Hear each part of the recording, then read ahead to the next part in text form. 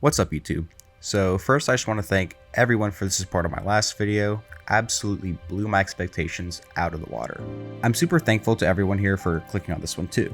On the note of the last video though, there are a few things I'd like to touch up on. If you want to skip this and go straight to the Calamity scaling, go to the timestamp on screen.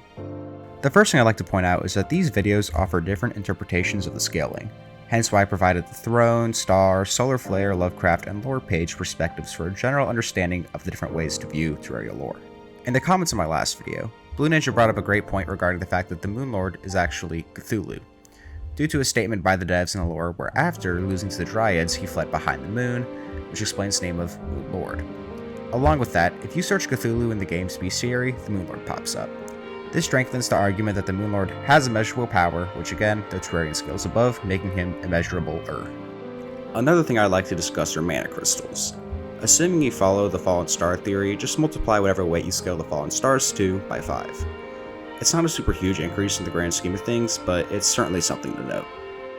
Regarding the bottomless buckets, I don't think that they contain infinite mass. It's much more likely that it has some sort of magic involvement with it simply due to basic physics. You can't put infinite mass in a finite space, or in this case, one bucket. Everything in our universe and the Terraria universe operates by that logic as far as I know, and I think there's certainly an argument that they could contain infinite water, but frankly, I don't see it. Although this would make the Terrarian technically have infinite lifting strength. A lot of people don't agree with applying Lovecraftian universal principles to Terraria. It's totally understandable considering it's not the same verse, but you cannot deny that there is heavy inspiration from Lovecraft's work in Terraria, the most prominent one being the universal scale. Indy the Awesome pointed something out too, which I need to consider: the Void Monolith. The Void Monolith not only has the description of harness a small amount of power from the void, but also has the same color scheme of the Moon Lord and uses Luminite to craft it. This gives a lot of insight regarding the understanding of how the Terraria universe works and directly proves the existence of a void. Keep in mind, just because Terraria was inspired by Lovecraftian works does not mean it has the same universal structure as the Lovecraftian universe. However, there is more evidence to support that it does than that it doesn't. The absence of evidence is not the evidence of absence. What? Simply because you don't have evidence that something does exist does not mean that you have evidence that something doesn't exist. What? Okay, now it's time to talk about Calamity. For starters, I need to clear the air on how Calamity lore works. It's not an addition to Terraria lore, but instead a complete rewrite of the lore. So anything I said in my previous video, which you should totally check out by the way, does not apply here, even the things which Calamity doesn't directly alter. This essentially gets rid of all of Lovecraftian connotations, along with some of the absurd scaling in the game. I will not be using anything in like base Terraria to scale stuff in Calamity because I feel like that's kind of disingenuous to the point of the video. And this would be like an hour long if I took the time to fully elaborate on the Calamity lore, so I'm just going to give you the key points of my research in a decent format. Long ago, two races ruled over Terraria: humans and autistic dragons. Dragons have the ability to control one aspect of Terraria's reality, such as light, fire, water, and so on and so forth. One day, some loser named Phobos pulled up on the dragons and said, "Hey yo, fuck autistic dragons, Squid Gang for life." However, he failed to realize that he said this in a low-income dragon neighborhood, and proceeded to get jumped by all of them. Phobos, while undeniably powerful, was ultimately outmatched. Whilst the dragons couldn't fully vanquish him, they banished him to the moon. The wreckage of the battle left many dragons dead, and their king, while alive, was severely injured. The autistic dragon said, "Shit, it's all good, gang. We just gotta do some ritual shit and you finna be aight." However, one monk who was supposed to help revive the king decided to betray the autistic dragons, absorbing the dead king's auric soul, becoming the first god. His name was Xerok. Many humans, taunted by the allure of power, followed in his footsteps, killing dragons to become gods themselves. After many years, some of these gods decided to groom a kid named Yarum into being the next god. However, one day he finally logged out of Discord and realized that grooming was bad. But, in an attempt to expose their plans, he pissed off the gods and they decided to execute him. Yarum and the auric egg were tossed into lava. However, the egg ended up belonging to Yarum, the dragon of rebirth. He hatched before the lava could kill them, and Yarn ended up saving Yarrow. After this incident, it wasn't long before the two of them became besties. After their attempted volcanic baptism, they end up making a pact together to go kill all of the gods who screwed them over. They ended up recruiting some girl named Calamitous, a fat-ass space worm, and an evil scientist named Draydon. In time, the lust for revenge made Yarm blinded by his rage. He ended up genociding the worshippers who prayed to the gods he hated. His ally, Draydon, created mechanical monstrosities as a combination of machines and life. These took the form as the mechanical trio, Astrum Ares, the Exomex, and the Jungle Plague, which made the Plaguebringer Goliath. This was what set Yarm apart from Draydon, as Yarm hates slavery and loves bees. After this long drawn-out war, Yarm had an epiphany of guilt, realizing what he's done and the destruction he has caused. He now waits atop the Dragon Eyrie, waiting for a worthy challenger. I hope you enjoyed my artistic display of storytelling. In Calamity, the strongest enemy you face is Supreme Calamitous or the Primordial Worm. The Primordial Worm is a super boss, however, and has no feats lore-wise. Someone who does, though, is Supreme Calamitous.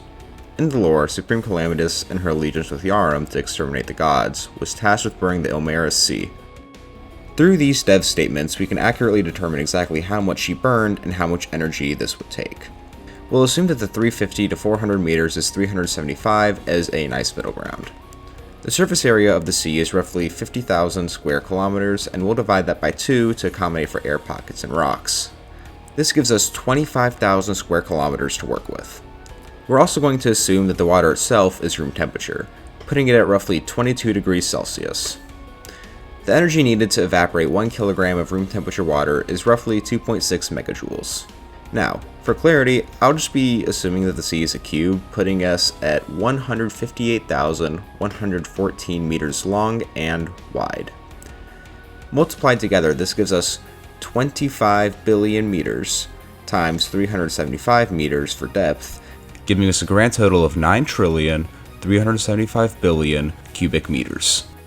Now, when we factor in the 2.6 megajoules to evaporate this water, we get a total of 24,375,000,000 gigajoules, or 5.8 gigatons of TNT. This puts Skal at roughly island level, which of course the Terrarian scales above.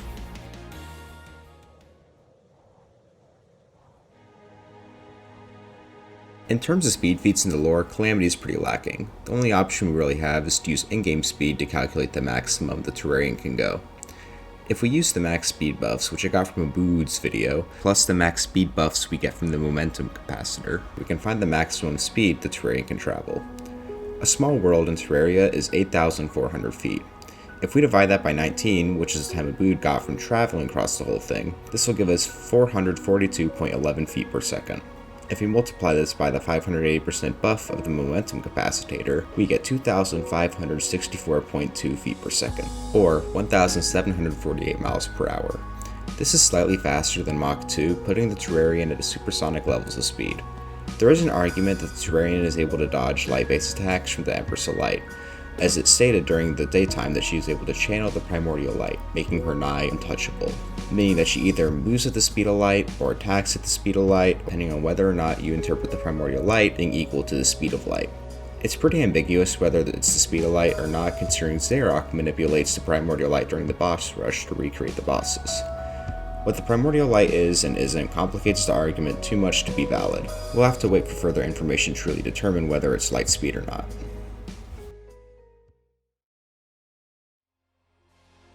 In Powerscaling, hacks are abilities that characters have that don't always equate to raw attack potency.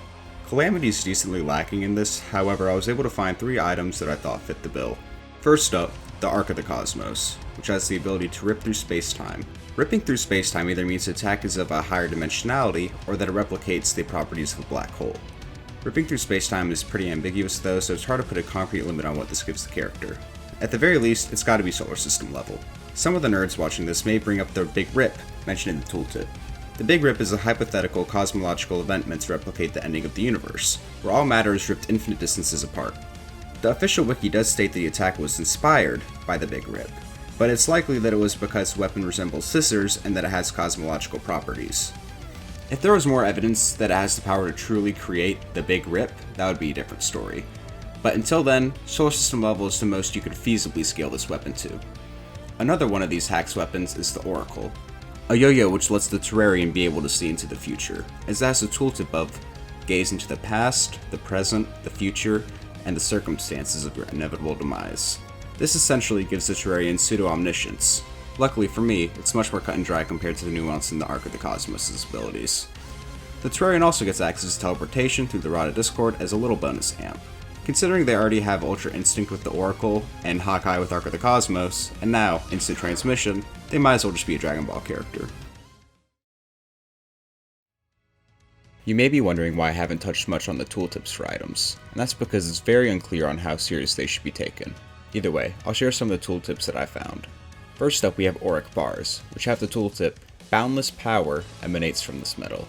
The main word here being boundless, which by definition means they contain infinite power, meaning a full set of auric armor or weapons that use auric bars contain that same infinite spectrum of power.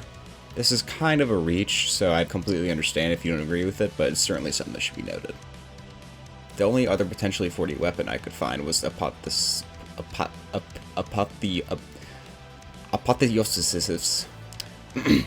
This weapon is a dev item that summons the Devourer of Gods to attack enemies. However, the tooltip states that it unleashes interdimensional projection magic. The definition of interdimensional is something existing or traveling between dimensions of space or time. Either way, this would put the Terrarian's AP at 4th dimensional. Another one on that cosmic theme is the Helium Flash, with the tooltip The Power of a Galaxy, if only for a mere moment, which I don't think needs much explaining. This weapon alone would put the Terrarian at galaxy level in terms of AP. To continue with magic-based weapons, the Event Horizon can summon black holes on hit.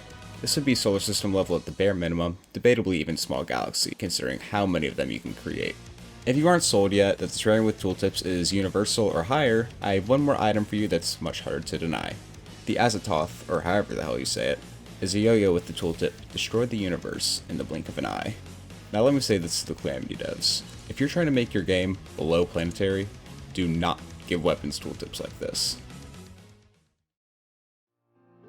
Before I get to my results, I'd like to give a huge thank you to Omni, as he's the guy who gave me pretty much all the resources to make this video. I'd also like to thank the Calamity team for their hard work on this amazing mod. So, for my final verdict on the Calamity Terrarian. Using lore-based interpretation, the Terrarian scales to large island level. This is due to the Omera Sea feat from Calamitous. They also scale anywhere from supersonic to FTL+, depending on the scaling of the primordial light. With tooltips added to this, we get the attack potency up to universal and potentially 4D. If this video does well, I'll probably make more Terraria content. Not sure if it'll be scaling or whatever, but I'm a content creator at heart and I don't want to disappoint. I appreciate all of you, and have a good day.